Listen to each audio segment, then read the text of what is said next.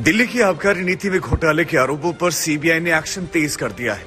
उप मुख्यमंत्री मनीष सिसोदिया के घर छापे के बाद सीबीआई ने शनिवार को 5 नामजद आरोपियों से पूछताछ की। सीबीआई ने अपनी एफआईआर में 15 लोगों को आरोपी बनाया है, जिनमें से 5 लोगों से पूछताछ की गई।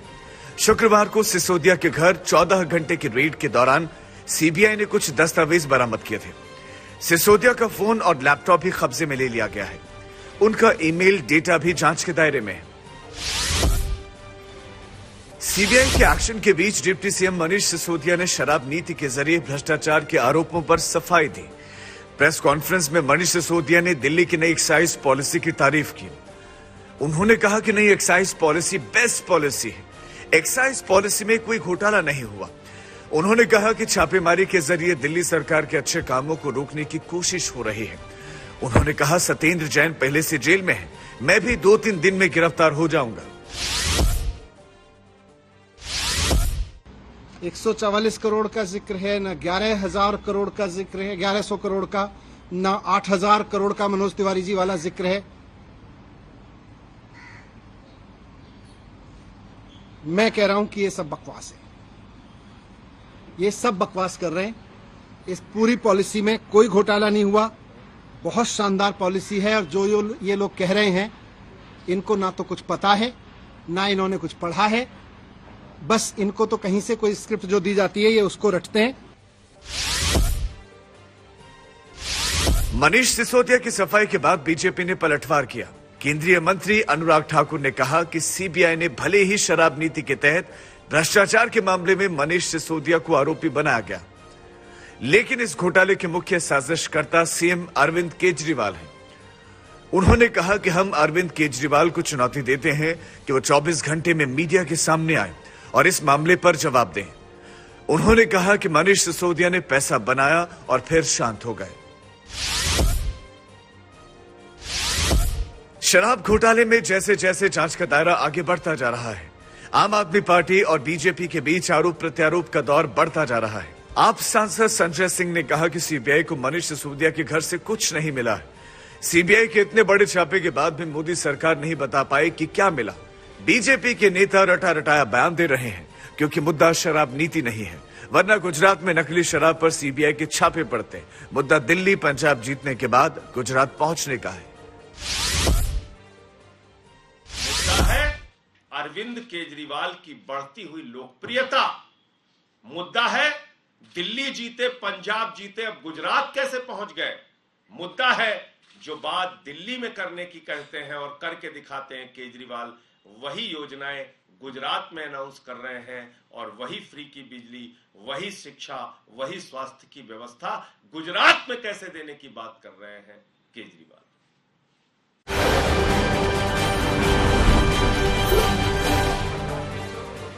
बीजेपी सांसद प्रवेश वर्मा ने संजय सिंह के हमलों का जवाब दिया। प्रवेश वर्मा ने तो यहां तक कह दिया कि असल में संजय सिंह और सौरभ भारद्वाज ही मनीष सिसोदिया को जेल भेजना चाहते हैं। प्रवेश वर्मा ने कहा कि संजय सिंह और सौरभ भारद्वाज की प्रेस कॉन्फ्रेंस देखी, उनमें ये उत्सुकता देखने को मिली कि मनीष सिसोदिया के घर से क्या मिला, क्योंकि वो भी चाहते हैं कि जल्द मनीष सिसोदिया को गिरफ्तार किया जाए और उनको मंत्री पद मिले।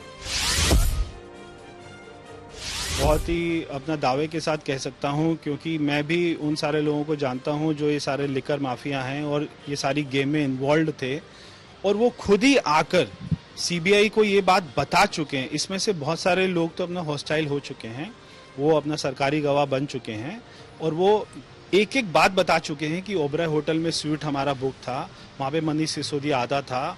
एक यहाँ पे साउथ दिल्ली में रेस्टोरेंट है, वहाँ पे मनीष सिसोदिया आता था। उसका जो मालिक था वो सारा दिल्ली का कलेक्शन करता था। 6% ये अपना किकबैक लेते थे। कोई यहाँ पे ओखला में वेयर हाउस था, वहाँ पे सारा पैसा जाता था, वहाँ से गोवा और पंजाब में ट्रांसफर करते थे। तो सारी बातें ऑलरेडी सीबीआई के पास में सारे सबूत हैं। अब तो वो इनको उठा रही है।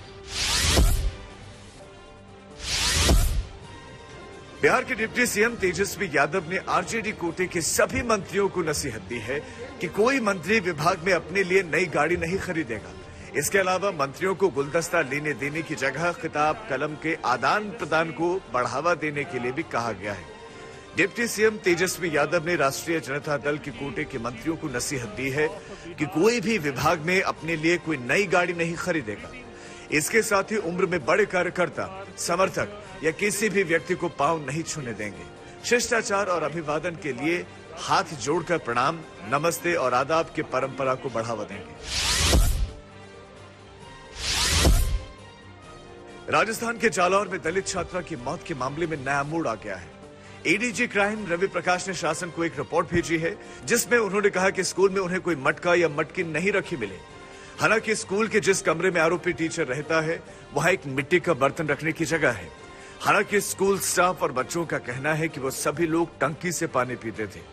गहलोत सरकार ने एडीजी क्राइम रवि प्रकाश को घटना की पूरी जांच के लिए जालौर में स्थित स्कूल भेजा था। सीएम अशोक गहलोत ने रिपोर्ट के आधार पर आगे की कार्रवाई की बात कही है। कलकत्ता हाईकोर्ट ने झारखंड के जामताड़ा से कांग्रेस विधायक इरफान अंसारी के साथ में खिजरी से विधायक राजेश कच्छप और कोलीबिरा से विधायक नमन बिक्सल को अंतरिम जमानत दे दी है। बता दें कि झारखंड के इन तीनों विधायकों को पश्चिम बंगाल के हावड़ा में 50 लाख से ज्यादा नकद रुपयों के साथ में गिरफ्तार किया गया था। तीनों कांग्रेस विधायकों की गिरफ्तारी के बाद झारखंड में आरोप प्रत्यारोप का दौर शुरू हो गया था। इंदिरा गांधी अंतर्राष्ट्रीय एयरपोर्ट से पुलिस ने जाली पासपोर्ट और वीजा रैकेट को पकड़ा है। आरोपियों के पास से 325 भारतीय पासपोर्ट समेत 178 देशों के जाली वीजा मिले। इसके अलावा 1200 से ज्यादा जाली स्टैंप, जिसमें कई देशों के इमिग्रेशन स्टैंप शामिल हैं। पुलिस ने 5 आरोपियों को गिरफ्तार किया है।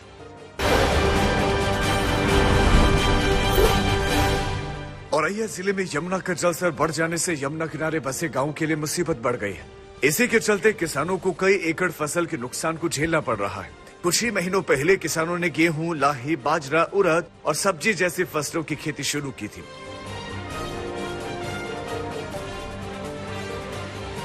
वहीं आज 200 एकड़ जमीन पानी में डूब चुकी है।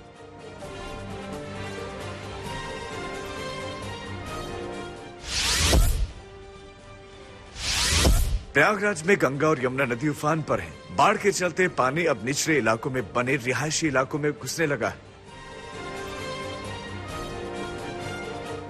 वहीं प्रशासन द्वारा लोगों से अपील की जा रही है कि वो सुरक्षित स्थानों की ओर चले जाएं। साथ ही कई राहत शिविर भी बनाए गए।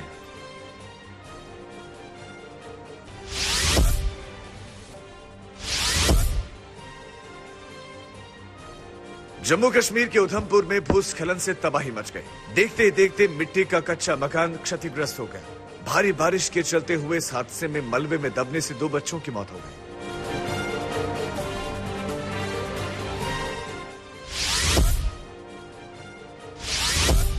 ऋषिकेश से सटे पौड़ी जिले में बादल फटने से तबाही मच गई। कई एकड़ फसल तबाह होने से किसानों को बड़ा नुकसान हुआ है। वहीं भीषण बारिश के चलते आवासीय मकान की दीवार ढहने से एक महिला मलबे में जिंदा दफन हो गई। कड़ी मशक्कत के बाद ग्रामीणों की मदद से महिला को मलबे से बाहर निकाला गया।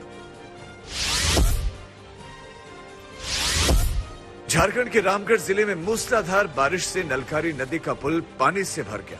इस पुल से गुजर रही एक कार और बाइक पानी के तेज बहाव में बह गई। पुलिस ने नदी से अब तक 2 शव बरामद कर लिए हैं। वहीं लगातार पुलिस खोजबीन कर रही है।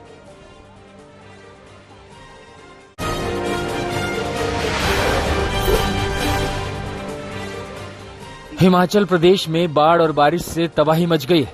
24 घंटे में 22 लोगों की मौत हो गई है। एक ही परिवार के 8 लोगों की भी मौत हो गई है। 6 लोग अभी भी लापता है। 10 लोग घायल हुए हैं। मंडी, कांगड़ा और चंबा में सबसे ज्यादा तबाही हुई है। कांगड़ा में लैंडस्लाइड के बाद NH 88 पर ट्रैफिक रोक दिया गया। कई घंटों से दोनों तरफ वाहनों की कतार लगी है। यहाँ लैंडस्लाइड से काफी तबाही मची है। बुलडोजरों से मलबा हटाया जा रहा है। कांगड़ा में कई जगहों पर लैंडस्लाइड हुआ है। पठानकोट मंडी हाईवे में चांबी के पास भी लैंडस्लाइड हुआ है। अंसोली में लोगों के घरों में बाढ़ का पानी और मलबा घुस गया। कई दुकानें पूरी तरह से तबाह हो गई। ओडिशा में बाढ़ और बारिश से हाहाकार मचा है। महानदी में उफान आ गया है। 70 मुसाफिरों को लेकर जा रही एक नाव बाढ़ में बह गई। भारी बारिश के बाद पुंछ में भी तबाही मची है। बाढ़ के पानी में एक ट्रैक्टर ट्रॉली बहती नजर आई। पुंछ जिले के गांव दरा में नाले में आई बाढ़ में कई ट्रैक्टर फंस गए। हिमाचल में मानसून का कहर जारी है। शिमला जिले में भी जगह जगह भूस्खलन हुआ है। शिमला चंडीगढ़ NH5 मलबा आ जाने से रुका हुआ है। टियोग में पर्यटकों की गाड़ी पर पत्थर गिरे, इससे 2 लोगों की मौके पर ही मौत हो गई, जबकि 2 लोग घायल हो गए। भारी बारिश के बाद जगह जगह भूस्खलन, फ्लैश फ्लड, रॉक स्लाइडिंग से भारी नुकसान की खबरें हैं। यूपी के बांदा में यमुना और कैन नदी का जलस्तर लगातार बढ़ रहा है, जिससे करीब 2 दर्जन गांवों का संपर्क मुख्य मार्गों से टूट गया है। कई किसानों की फसलें भी बढ़ते पानी में डूब गई है। लगातार जलस्तर बढ़ने से बाढ़ का खतरा बढ़ गया है।